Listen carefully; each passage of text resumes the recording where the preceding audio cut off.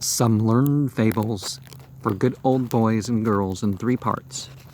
Part first, how the animals of the wood sent out a scientific expedition. Now, sometimes when it's clear that something is a fable, people are more likely to get the point.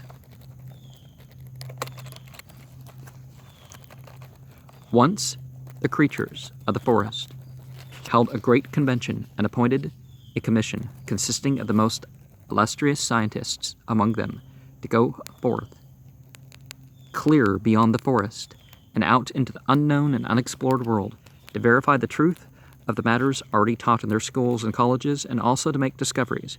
It was the most imposing enterprise of the kind the nation had ever embarked in.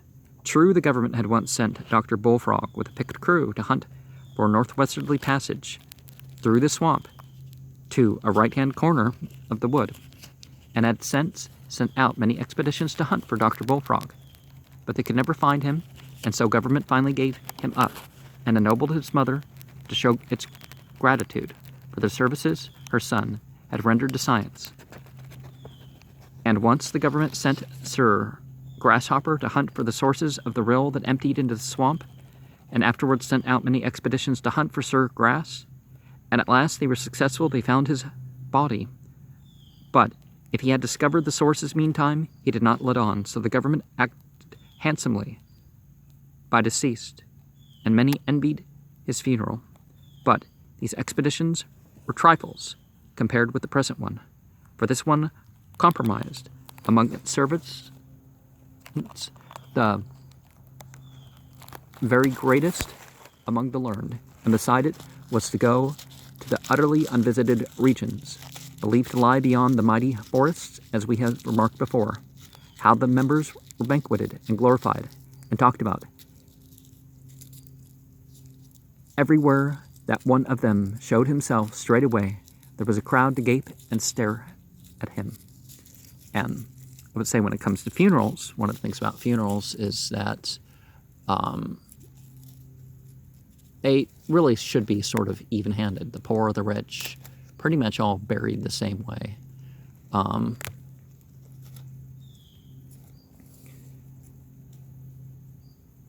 it's not about your lavish burial, the expense spent on the grave and all that stuff.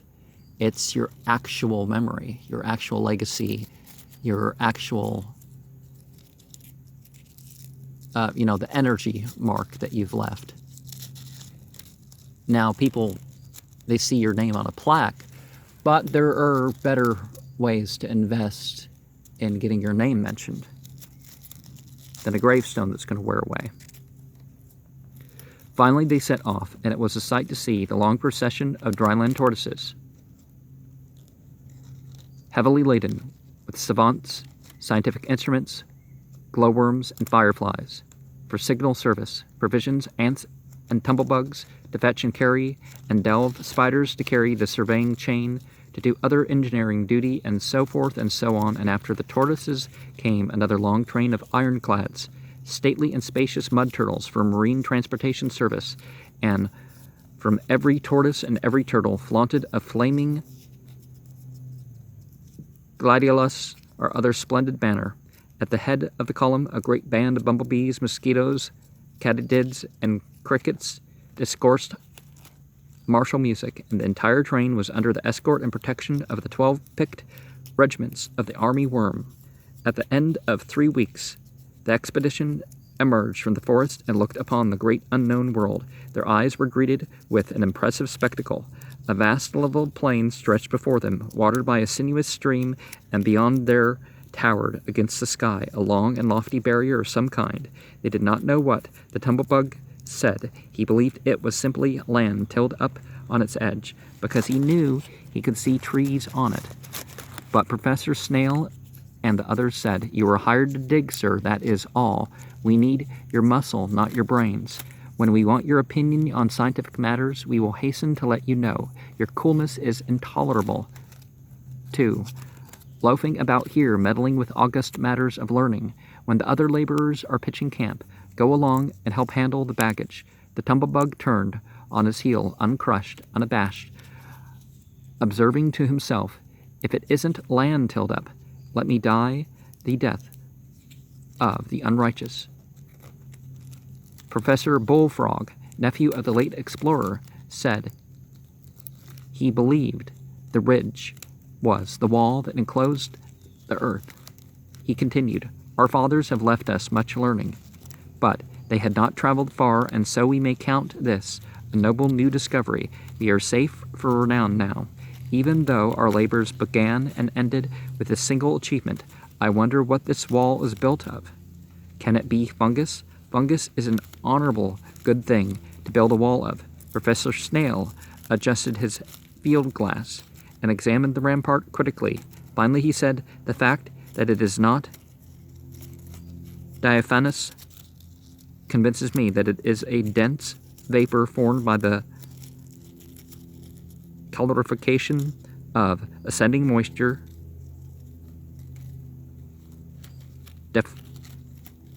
logisticated by refraction. A few endiometrical experiments would confirm this, but it is not necessary. The thing is obvious."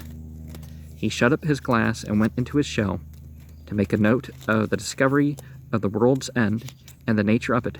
"Profound mind," said Professor Engleworm to Professor Fieldmouse. "Profound mind. Nothing can long remain a mystery to that august brain."